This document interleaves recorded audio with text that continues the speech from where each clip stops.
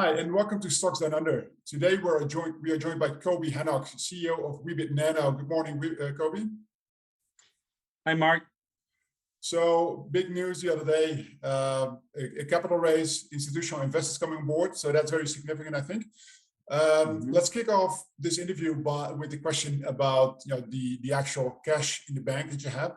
Why are you raising capital when you still had 19 million, I think, in the bank per the last 4C announcement? Because you raised quite a substantial amount. Can you talk us through the reasoning for that? Well, yeah, you're absolutely right. We did have the money, and we didn't really have to do the raise at that point, I guess. But on the other hand, I'm with the company already over 4 years, and one of the key questions that I get every time I talk to investors is, why aren't there Israeli companies or Israeli people, Israeli entities that are investing in Weebit? You guys are startup nation. You guys, they should know the technology. They should be aware of you guys. And why don't we see that? And why don't we see institutions coming in and investing? So that question kept coming up. You need to understand it's not easy today for Israelis to invest in the ASX. Actually, the banks don't really have that option, and the institutions, these guys that came in now, they really didn't invest in Australia before. This was quite a challenge for them to just do it the first time. We had to get them their SRNs and stuff. So when they came to us, and that was the key thing, they came to us and said, listen, we've been following you guys. We've been seeing that you guys deliver. You told us you'll have a commercial agreement. You told us you'll make this technical progress, etc. And, we're impressed by what's going on. So we want to come in and we want to do it now. And we have the money here. So at that point, we basically looked at it. We said, well, we always will need more money. When you go down to the smaller geometries, everything becomes more expensive. And I think just the mere fact that we're getting this vote of confidence from institutions, from Israeli institutions that are coming in, and Meitav Dash is becoming a significant shareholder. I think that was a very important thing for us, and I'm very glad that they came in. All right. And so can you tell us a little bit about these institutions? Because I think the announcement talks about they're familiar with the semiconductor industry, but it's probably good to get a sense of who they are. Meitav Dash, who really put in the significant amount in this raise, is one of the top Israeli pension funds. I think, in Israel, they're, I don't know if to say that one of the top three, but they're definitely there, and they're very well known. So, when they came and said they wanted to come in, it was great. These guys, just so you understand, they manage over 65 billion US dollars. I think that's in Aussie, about 90 billion Aussie dollars. So it's a very big fund. They manage a lot of money. They do a lot of investments. They have people who know the semiconductor space that they have in-house, outside. They consult with people.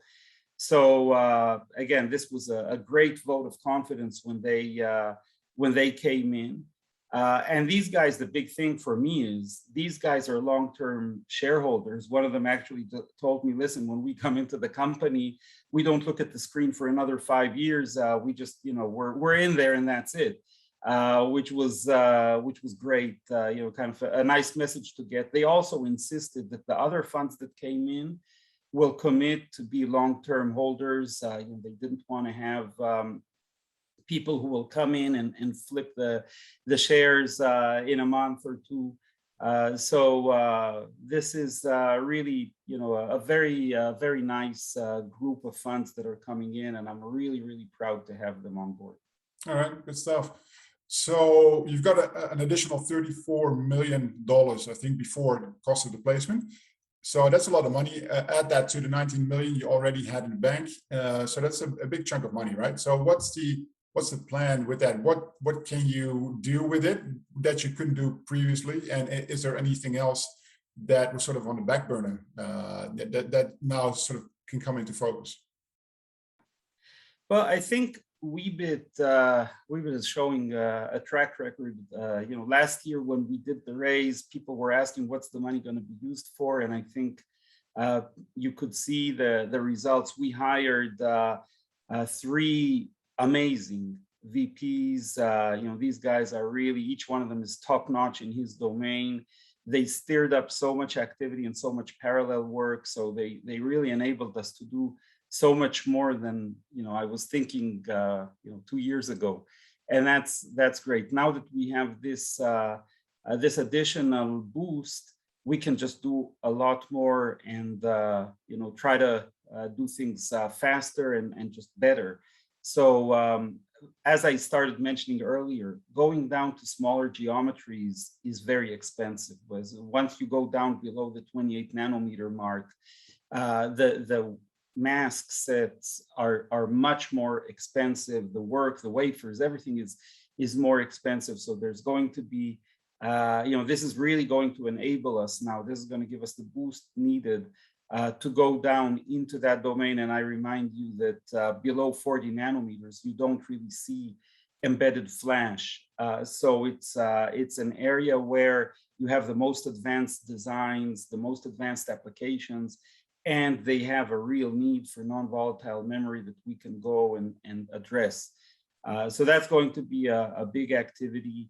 Going after discrete or standalone components is another one. We made our announcements on the selector. We're working now on growing that into an array and into larger and larger arrays. So that's going to be a key activity. And in general, this is in semiconductors and in high tech in general, you have to keep running forward. You have to constantly improve your technology. The work with Leti is going to continue, and even at a faster pace now, in a broader way. We need to constantly improve the technology, get better retention, get better endurance, get better, lower speeds, improve the manufacturing process. You have to keep running forward, otherwise you fall behind. So the money, we have a lot of things that we want to do with it. I remind you, it's $100 billion US market. It's a huge market. If you want to really grow and take a big chunk of it, you have to make that investment. And now, we have the money, we can make that investment. We have the team, and we're just all, really pumped up at going after that. All right, excellent. So it's probably fair to say that the interest from Australian institutions has been fairly limited over the last few years, with a few exceptions. But and of course it makes sense from an institutional point of view. I mean, there's certain market caps below which you really can't invest, or you might be too early stage. So it's understandable until now. But it seems that with the SkyWater deal especially, and also with these large Israeli installs coming in, some of the local installs might be a bit more interested in Weebit Nano as well. What can you tell us about the last few weeks and months since SkyWater, basically, what the interest has been from local institutional investors? I've had this challenge in Australia, I said, for 4 years, and it's been continuing also this year. We talk to institutions, there's some communication, but the key message from them has been, we just don't understand semiconductors. We just don't understand this space. It's very hard for us to invest here.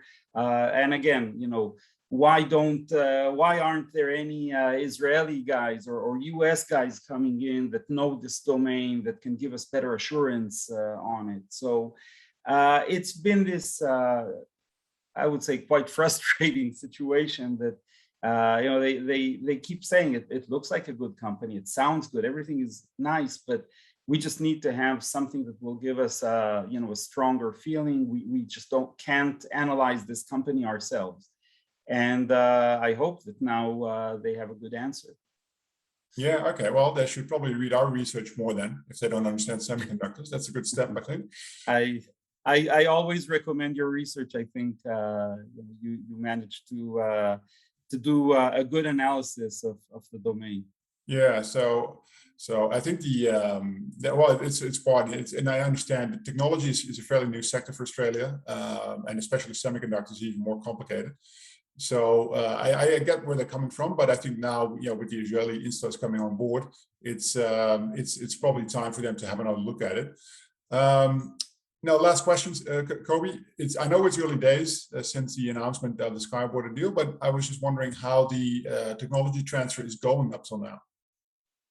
Oh, it's really going well. It's really going well. We have a great partnership with them. The technical teams are talking on a regular basis, many times a week, and the work is going on. For the moment, I'm happy to say no surprises. It's moving along as expected, on plan, and just can't wait to hear that it's done already and that we start qualification. Excellent. Okay, well, thank you very much, Coby. Again, congrats on bringing in these 4 instos. And yeah, there's a lot of money in the bank now. So I think every shareholder or potential shareholder is eagerly awaiting future updates. Again, thank you very much for your time, and we'll catch up soon. Yeah, thanks. And the shareholders, obviously, it was very important for me to make sure that we'll have the entitlement offer to give our existing shareholders the opportunity to participate. I think this is a good opportunity for me to thank the existing shareholders that have been with us through some rough times, highs and lows and whatever. It's very important for me that they get their chance. So thank you, and thanks, Mark. No problem. Thank you, Coby.